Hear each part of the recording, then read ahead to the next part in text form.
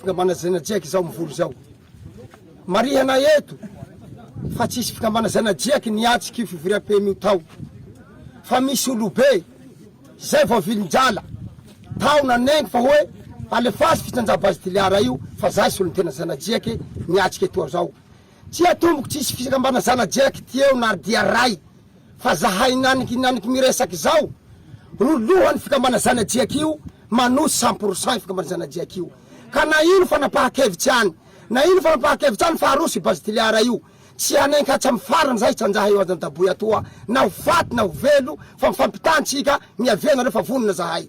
Araky renay fa hoe zahay misakany tsy hanovany lendi eo andaboy tsy atompoko. Ka manentanareo vaokany tiliara zahay tsy akanavaka fa ho tonga ny fotoany fananova lendi de misokatsy ny varavana tanitsika io ary fomban-jazatsikany atao andaboy ao sy ny karazany maro samby hafa.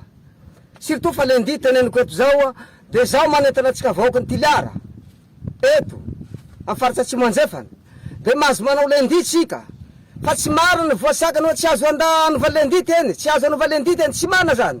Fa eto zahay vahoakana na fikambanany zanajeky de mananentanareo vahoaka eto tiliara mahazo manao lendi tsika amizao misokatsy ny varavanatsika andaboinao andaboitsika sao tsy atompoko.